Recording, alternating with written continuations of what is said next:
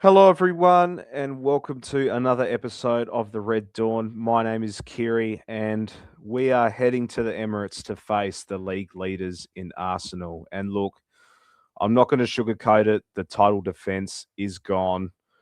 We're sitting fourth, 14 points behind Arsenal. And yeah, they're absolutely flying at the moment. They've won five on the bounce, and they just came back to beat Bournemouth 3-2. And frankly, they look like the real deal this season. They're hungry to end that 22-year wait. Last time they won the league was in 2004, the Invincibles year. City dropped points, drawing against Brighton. The red carpet has been absolutely rolled out for them. Surely they get it done this time around. Liverpool, on the other hand, unbeaten in nine, which sounds good until you realise we've drawn the last two against Fulham and Leeds. Our attack looks blunt and the defence is leaking silly goals. But it wasn't that long ago in August at Anfield, Dominic Soboslai burying that free kick to beat the Gunners 1-0. We've got their number tactically if we turn up, but this is a totally different beast playing at the Emirates. Team news, just briefly, with Arsenal. They're missing Calafiori and Mosquera at the back, so they aren't at full strength. But Bukayo Saka is back for selection, and Victor Gyökeres has been scoring for fun. Their depth is just crazy scary right now, which leads to us. We're nowhere near as fortunate on the attacking front. First off, Mo Salah is at AFCON, leading Egypt to the knockout stages. Good luck to Mo for that. Alexander Isak still out with that broken leg. And just to add insult to injury, Hugo Ekitike is a major doubt. Slot said in the presser he hasn't trained all week with a muscle issue. And if he's out, we are down to the bare bones up top. The midfield isn't much better. Wataru Endo is still sidelined, and in the centre back department, young lad Giovanni Leone is out with an ACL.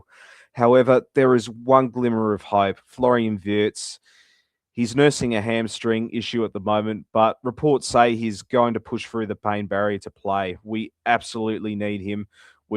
We desperately need his creativity because Arsenal's midfield of Declan Rice and Martin Zubimendi is just going to suffocate us if we aren't careful.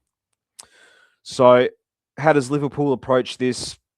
We cannot go there and play an open game. If we try to go toe to toe with them in a shootout right now with our depleted attack, we will lose big time. I think we have to go back to being compact. Slot needs to tighten up that midfield. I want to see us frustrate Arsenal. If we can keep it 0-0 for 60 minutes, the Emirates will get nervous. Nothing more certain about that. And that's when we strike. The key battle, I think it's going to be between Frimpong or Bradley, whoever starts in the right back position. You'll find out soon, versus Martinelli or Trossard. And Virgil versus Gyökeres, Van Dijk. He needs a captain's performance in this game. He needs to pocket Gyökeres the way he used to pocket everyone. With all that being said, let's get into my starting 11. It's a tricky one with the injuries, but this is what I think what we will go with in this one.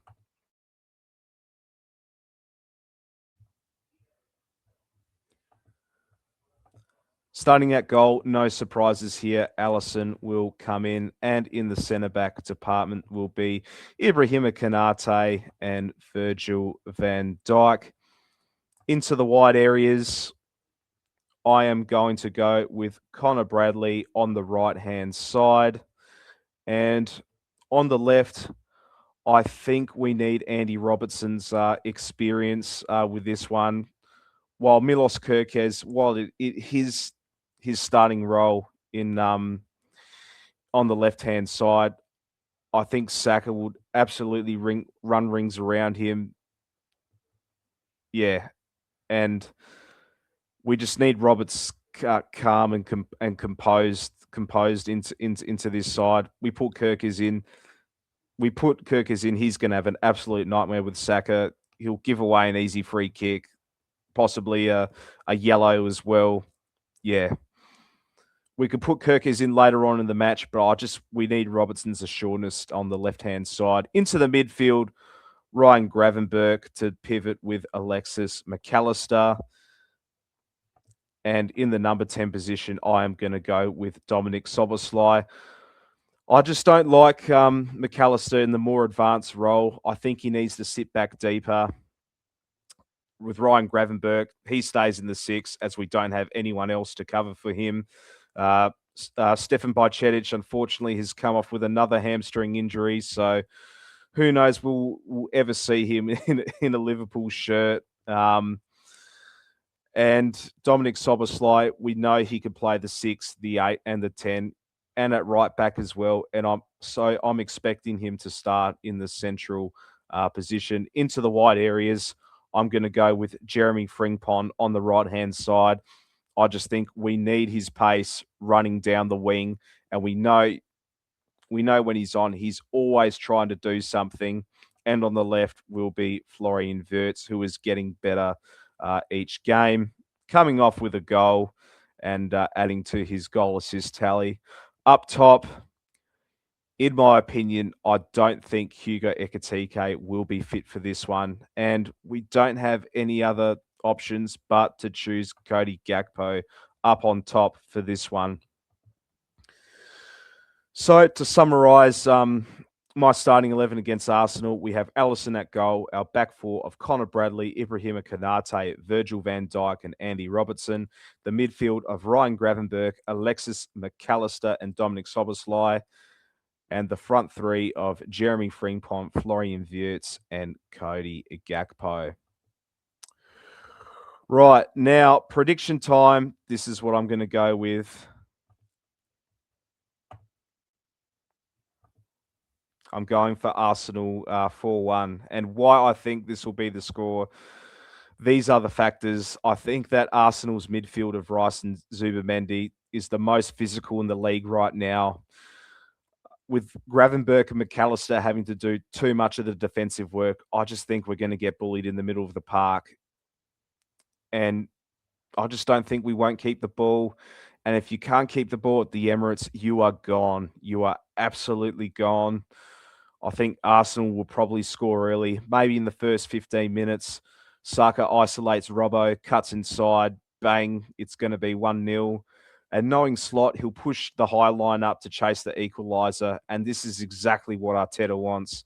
As soon as we push Bradley and Robbo up high, Martin Ellis and Saka are going to have acres of space behind us. It's going to be suicide football against pacey wingers. In the centre, you've got Victor Gyökeres, who's an absolute monster. Van Dijk has struggled with physical strikers this season, and I could see him holding off Konate, turning and creating 2 or 3 clear-cut chances just by sheer strength. I think he's going to bag a brace tomorrow as well. We might get a goal, maybe a set-piece header from Verge or a moment of magic from Wirtz to make it 2-1 briefly. But without Salah, Isak or Ekitike, we just don't have that fear factor to pin Arsenal back. They won't be scared of us, so they'll just keep attacking. And yeah, it just feels like the game where the baton truly passes. They are the team in form, and we are the team trying to patch holes in a sinking ship. And that is why I'm going with my prediction. Arsenal 4, Liverpool 1. A final nail in the coffin for Arne Slot's tenure at the club. Hopefully a wake-up call to FSG, to Richard Hughes, to Michael Edwards, that this guy is out of touch and he's not competent to be our manager. You know, thanks for the league, but it's time to go. And we need reinforcements in January as well. Mark Gahey, what is going on there? He looks on track to sign for Man City, and we are sitting on the fence with this as well. Absolute disgrace. I do not know what's going on there. Maybe that's another video to talk about.